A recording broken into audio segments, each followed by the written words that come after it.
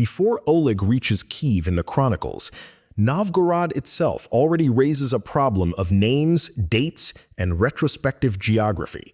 Famous narrative was compiled more than 2 centuries after his supposed career. Its Oleg is conqueror, regent, treaty maker, prophet, and victim of prophecy. Recovering the ruler requires taking the story apart by source, purpose, and historical setting. The Primary Chronicle reached written form in Kyiv during the early 12th century.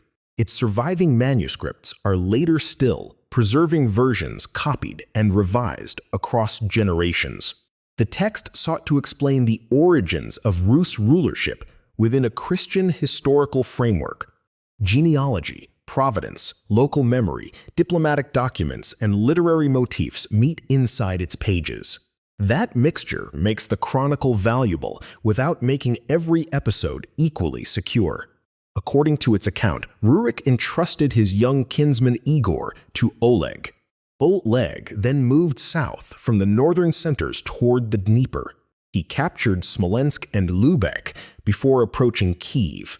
There, the chronicle says, he killed Askold and Dir by exposing their lack of princely lineage. Oleg supposedly established Kyiv as the center of his authority. This sequence gives the later dynasty a clean territorial and genealogical beginning. Its political elegance is one reason historians examine it cautiously. The annalist connected northern Varangian origins with a southern capital central to his own world.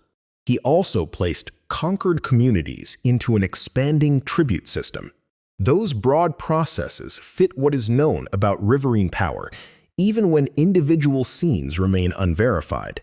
Archaeology shows active settlements around Lake Ladoga and the Volkhov during the relevant centuries.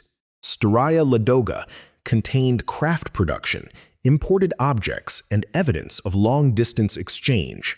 Rurikovo Gorodishche, near later Novgorod, became an important elite and trading center. Yet medieval Novgorod had not assumed its later urban form when Oleg's career supposedly began. Calling him Oleg of Novgorod therefore uses a convenient later label. Material finds cannot assign a particular building, weapon, or occupation layer to Oleg. They instead reveal the northern network from which political expeditions could emerge. River routes linked the Baltic with the upper Volga and Dnieper systems. Travel required portages, seasonal timing, boats suited to rivers, and cooperation or coercion along the banks. No single Scandinavian fleet created these networks from nothing. Finnic, Slavic, Baltic, and Scandinavian-speaking communities participated in changing combinations. Elite names and imported styles illuminate connections, not a complete ethnic census. The southern destination presents a different archaeological picture. Kyiv occupied commanding terrain above the Dnieper and routes toward the Black Sea. Its precise development during the 9th century remains debated among archaeologists. The chronicle's confident date cannot settle arguments about settlement scale. Still, controlling the middle Dnieper offered tribute, transport, and diplomatic access toward Byzantium. That strategic logic gives Oleg's southward movement historical plausibility. Plausibility, however, does not verify the dramatic killing of Askold and Dir. Their identities and relationship are themselves uncertain within the surviving traditions. Tribute assignments organize a landscape around the authority later rulers claim to inherit. Such lists may preserve institutional memory while reflecting conditions nearer the compiler's time. They should not be read as a modern administrative survey. The most spectacular section sends Oleg against Constantinople in 907. His ships allegedly reached the Byzantine capital and compelled favorable terms. The chronicle supplies memorable devices, including boats moving on wheels. Byzantine sources do not confirm this great 907 assault. That absence does not automatically prove nothing occurred, but it weakens the detailed narrative substantially. The tale resembles literary demonstrations of cunning and divinely favored victory. Its imagery established Oleg as a ruler capable of mastering both geography and empire. The chronicle includes a Rus treaty with Byzantium dated 911. Its legal provisions address homicide, shipwreck, inheritance, service, and the conduct of visitors. The named envoys bear predominantly Scandinavian-derived names in Slavic transmission. Many scholars consider the treaty text to preserve authentic diplomatic material. Others debate its exact transmission, dating, and relationship to the surrounding narrative. Even an authentic document would confirm negotiators and agreements more readily than the 907 spectacle. The treaty therefore narrows the claim without validating every preceding scene. It indicates organized Rus diplomacy reaching Constantinople by the early 10th century. Its clauses reveal merchants, warriors, property, and travelers crossing political jurisdictions. Oleg's name anchors that agreement within the chronicle tradition. Whether he personally dictated its terms cannot be independently demonstrated. Here, the text changes from heroic campaign to practical regulation. Lost cargo, escape dependence, killings, and inheritance mattered to people using these routes. Diplomacy converted recurring contact into procedures recognized by two political communities. That achievement is more historically revealing than ships rolling across land. The Novgorod First Chronicle preserves a different ordering of early events. There, Oleg can appear as Igor's military commander rather than an unquestioned dynastic regent.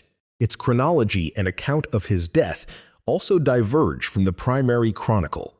These differences warn against reconstructing one seamless original story. Both texts passed through medieval editorial environments with regional and political concerns. Neither gives direct access to a 9th century court archive. Comparison reveals which claims were unstable inside Rus memory itself. Oleg's death became the tradition's most enduring legend. A prophecy reportedly warned that his horse would cause his death. After the animal died, Oleg visited its bones and mocked the prediction. A snake emerged from the skull, and its bite fulfilled the prophecy. The story belongs to a widespread family of tales about unavoidable fate. Its literary shape matters more securely than its value as medical testimony. Another version places Oleg's death beyond the sea. The disagreement removes any confidence about his grave or final journey. No securely identified burial provides an archaeological ending for his life. The snake story nevertheless served a precise narrative purpose. It turned a successful ruler into evidence that human foresight cannot escape destiny. Christian compilers, pagan prophecy could be preserved while contained inside providential history. For later audiences, the episode gave Oleg a memorable death proportionate to his legendary victories. The recoverable ruler is smaller, but not insignificant. Early Rus power did connect northern routes with the middle Dnieper. Diplomatic relations with Byzantium produced unusually detailed legal arrangements.